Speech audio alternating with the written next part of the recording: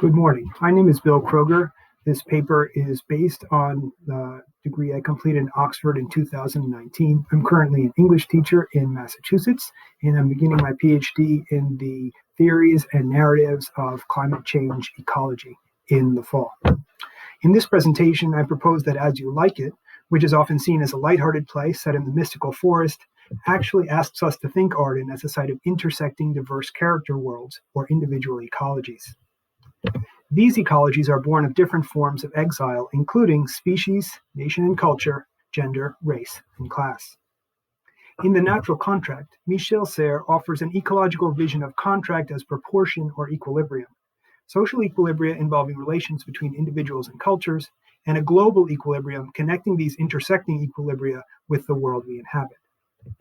As You Like It is filled with such contracts and relations of equilibrium, including the explicit contracts of marriage and property Rosalind negotiates, and a set of unspoken implied contracts or equilibria sustained by the play's many examples of chiasmus, or reciprocal crossing. In literary terms, a grammatical chiasmus involves inversion of places in a sentence, like Corrin's statement that country values are most mockable at court, while courtly manners are out of place in the country. But I will propose the play is filled with figurative chiasmi as well. Crossings experienced by all the major characters, which construct their exiled relationships with their worlds and define their ecologies. This ecological reading is a cartography of their crossings and intersections in the forest, a space of exile that becomes a site of affective, social, and ecological becoming. I will look at Jakes first, because he claims a role for himself as exile and forest spirit. He is often seen as merely a malcontent who affects sophistication, but his sylvan identity as nature's defender is more central for the play, providing its Pythagorean cosmology of flux and animalism. His encounter with a poor sequestered stag that from the hunter's aim had taken hurt can be traced to Montaigne and to Montaigne's source, Ovid's description of Pythagorean metempsychosis, reincarnation of souls in different animal bodies. Jake's crossing is his moment of empathy with the wounded stag and its suffering. His compassion leads him to challenge the legitimacy of hunting and informs his satirical pantomime of hunting as ritual violence with its refrain, "Which is he that killed the deer?" This bloody scene evokes René Girard's analysis of primal sacrifice and its role in the acts of social violence that make room for hierarchy and give order to social relations. In Jake's ecology, sacrifice becomes a critical lens for understanding social and economic stratification, cultural estrangement, and exile from one's homeland. Unfortunately, I don't have time for touchstone today, except to say that this lovable rogue with his peacemaking if embodies the conquest of forest, time, and space by courtly measuring, weighing, commodifying, and timekeeping.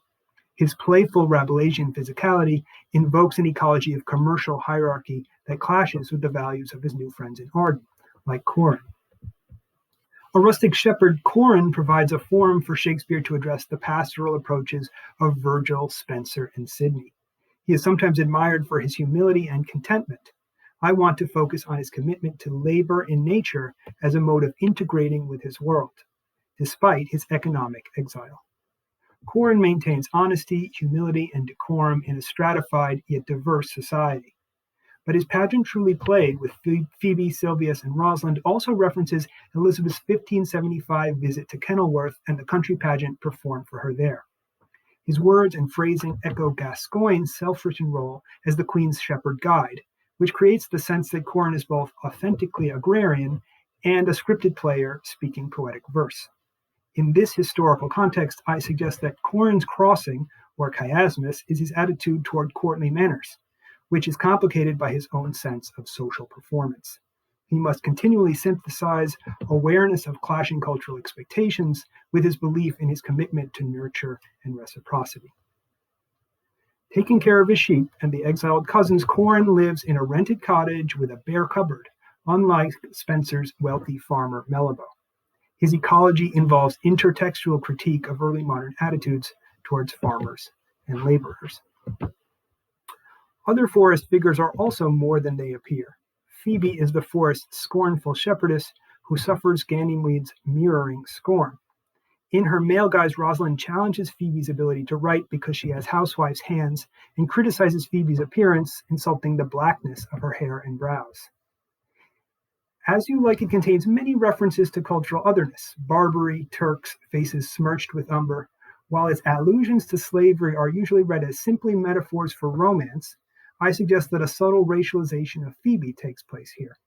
When considered in the context of Elizabeth's 1594 proclamation allowing Moors to be taken from England back to slavery in Portugal, Ganymede's social attack on Phoebe appears to epitomize symbolic social violence, reminding us of Orlando's poem that awkwardly reports, "All the pictures fairest lined are but black to Rosalind."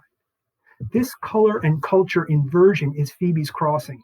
It asks the audience to think of the white shepherdess with her cheek of cream as black, and to hear Rosalind's epithets as racial discrimination, but directed at a person they are seeing as white. Othering discrimination is deconstructed as we see it happening. This pageant of social bullying occurs right before Jake's song about the sacrificed deer. It's an example of social violence that reproduces the ritual sacrifice dramatized in Lily's Galatea, and the symbolic violence of Ovid's many women punished for their beauty. Do this sequence and Phoebe's ecology therefore critique social sacrifice of women, people of color, and different cultures? Orlando's ecology also contains a subtext of slavery.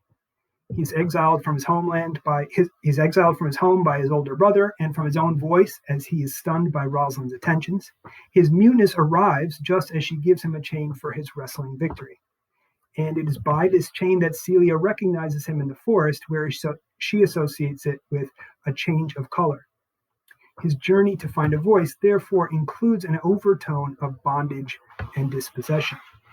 Nevertheless, Orlando chooses to be late for his date with Rosalind and save the wild man in the forest, who turns out to be his brother. I propose that this chiasmus, his acceptance of a cultural other, despite his own exile by this very same brother, is Orlando's crossing. It also depicts Orlando's conversion to Pythagorean vegetarianism, as described in the language of Golding's Ovid. He saves Oliver from the lion who wants to eat him and the snake slithering into his mouth, breaking the chain of interspecies violence. Reconciling with Oliver evokes an alchemical archetype of what Jung calls the shadow part of the self. Orlando's ecology involves acceptance of diverse cultures with customs that may appear strange, wild, or other. Rosalind is exiled by her uncle, Duke Frederick. Her cross-dressing clearly challenges gender norms. She also insists women deserve respect. As Ganymede playing Rosalind, she speaks up for mothers and wives, condemning punishments such as the Charivari ritual and Scold's bridle. Rosalind Ganymede forges a gender-fluid, inclusive approach to agency, partly by acknowledging that time travels in diverse paces with diverse persons. This transformation involves becoming animal, as she imagines herself hart, wolf, rat, cock pigeon, parrot, ape, monkey, and hyena.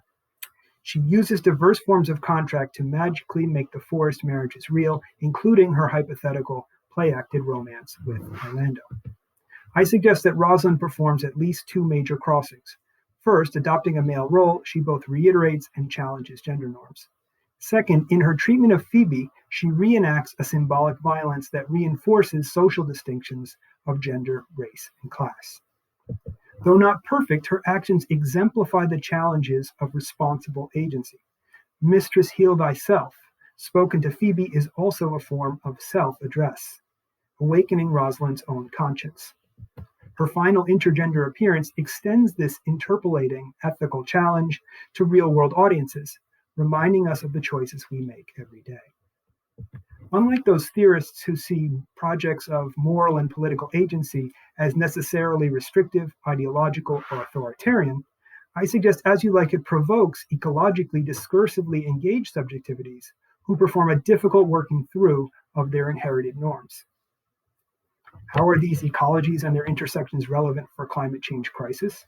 I propose that they first remind us of theater's agency. Actors playing scripted parts can nevertheless interpret, create, and influence, seeking new ways to become exemplars of ecological engagement.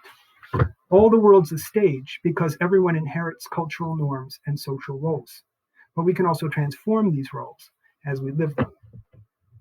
Secondly, the chiasmi evoke Sayre's concept of social equilibria, interpersonal and intercultural contracts that can help us navigate cultural differences.